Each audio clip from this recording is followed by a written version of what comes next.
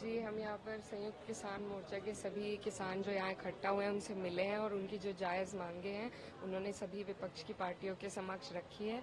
और हम लोगों की यही कोशिश रहेगी कि इकट्ठे होकर हम पार्लियामेंट में किसानों को इंसाफ दिला सकें और जो उनकी डिमांड है एमएसपी की गारंटी की, उसके लिए हम सरकार को मजबूर कर सकें। इनकी किसानों की एक मांग है कि प्राइवेट मेंबर बिल लेकर आए, तो क्या पार्टी की तरफ से आपको कुछ ऐसा मिला है या कुछ ऐसा? देखिए, ये एक कलेक्टिव एफर्ट होगा पूरे विपक्ष की तरफ से, तो अभी इस पर जैसी भी भूमिका बनेगी उसके हिसाब से हम सभी लोग चलेंगे, लेकिन सब लोग साथ हैं। प्राइवेट मेंबर बिल आता है किसी और पार्टी के माध्यम से भी अगर आता है या हमारी पार्टी भी लाती है, ये अभी क्योंकि आज पहली बैठक थी तो इसमें अभी तय होने में वक्त लगेगा।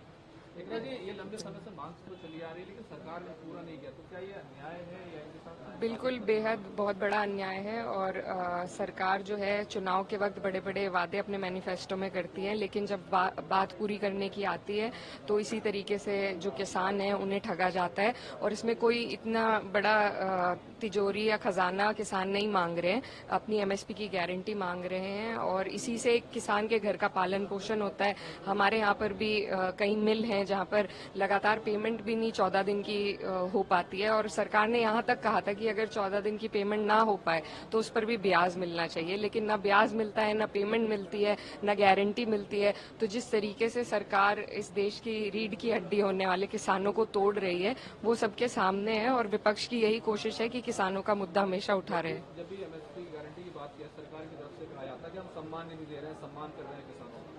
देखिए, सम्मान की तो बात यह है कि अभी जो लागत है वो भी पूरी नहीं हो पाती है, तो क्योंकि किसानों का मजबूरी है कि वो अपनी फसल को रोक नहीं सकते, उन्हें देनी ही पड़ती है। इसी वजह से किसान इतने मजबूर हो जाते हैं। नहीं तो सरकार ने जब 60 लाख करोड़ रुपए उद्योगपतियों के लोन माफ किए हैं, तो अगर वो किसानों का भी कर्जा माफ करे या उन्हें उनकी जो आय है वो दुगनी कर दे, तो ये सरकार आसानी से कर सकती है। ये बस नियत की बात है, और सरकार की नियत में खोट है। ये सरकार किसान विरोधी है और सिर्फ उद्योगपतियों की है, और ये उदाहरण दे देकर उन्होंने कई बार जताया है। दुकानों पर नेम प्लेट लगाने वाले फैसले को सुप्रीम कोर्ट ने रोक लगा दी है, इस पर क्या कहते हैं? जी, हम लोग बेहद खुश हैं इस बात को लेकर, क्योंकि बहुत चिंता का विषय था। आप आइडेंटिफाई करके एक्सक्लूड नहीं कर सकते हैं लोगों को, ये तो फिर से अनटचेबिलिटी पे हमारा देश जा रहा था। तो मुझे बहुत खुशी है और मैं दिल से हमारे उच्च न्यायालय का शुक्रिया अदा करना चाहती हूँ। मेरा खुद का क्षेत्र वहाँ पर लगता है, तो ये जो फैसला है इसका हम स्वागत करते हैं और दिल से आभार व्यक्त करते हैं। लेकिन सरकार की तरफ से कहा जाता है कि विपक्ष इस पर राजनीति ना करे, ये तो हम एक व्यवस्था के लिए कर रहे हैं। देखिए, अर्थव्यवस्था के लिए हमें और भी बहुत सारे तरीके हैं, और आज से पहले ऐसा कभी नहीं हुआ गया। ये बौखलाहट है बीजेपी को, जिस तरीके से हार उत्तर प्रदेश में मिली है, उसी के बाद वापस भेदभाव वाली अपनी राजनीति पर ये सरकार आ गई है, और ये सिर्फ इनकी बौखलाहट है, इसमें अर्थव्यवस्था का कोई मामला है ही नहीं। हाँ, देखिए, मैंने पहले भी कहा था कि दिल्ली को लखनऊ रास नहीं आ रही, और उसके तहत बहुत सी राजनीति हमारे प्रदेश में चल रही है। तो अभी ये तो देखने को मिलेगा कि क्या होता है। अभी जिस तरह से आप बात करते हुए कहे थे कि हमारे घर में एक गन्ना किसान है और जब भी कोई किसान को समझी, तो क्या अब आप किसानों की आवाज को पार्लियामेंट में? जी बिल्कुल, देखिए, मैं जो मेरा क्षेत्र है वो किसान वहाँ पर बहुमूल्य है वहाँ पर, और गन्ना बेल्ट है। मेरे खुद के घर में खेती होती है, तो हम अच्छी तरीके से समझते हैं किसानों की पीड़ा को, और किसानों को सरकार के अलावा कोई और उनका संरक्षण नहीं कर सकता। तो सरकार को अपनी जिम्मेदारी से अब मुंह नहीं फेरना चाहिए, और ये जिम्मेदारी समझकर किसानों का संरक्षण करना चाहिए। सिंगल आईडी कर लेंगे, कल बजट पेश करेंगी निर्मला सीतारमण, क्या कहेंगे?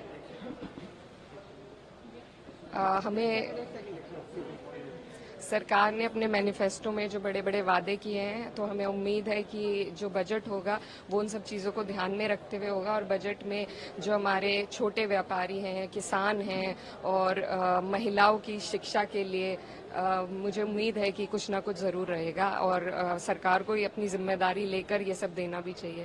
सुप्रीम कोर्ट ने भले ही रोक लगा दी है, लेकिन बीजेपी ये कह रही है कि नाम दिखाने में दिक्कत ही क्या है, ये पिछली सरकारों में भी आदेश आए हैं, इसमें क्या दिक्कत है? नहीं, आज से पहले हमने कभी नहीं सुना है इस तरीके के आदेश आए हैं। ये पहली बार ऐसे भेदभाव फैलाने वाला आदेश है और ये आइडेंटिफाई करा के आपको एक्सक्लूड कर रहा है कि आप अपनी पहचान बताइए ताकि आपसे लोग सामान ना लें या एक भेदभाव उत्पन्न हो लोगों में।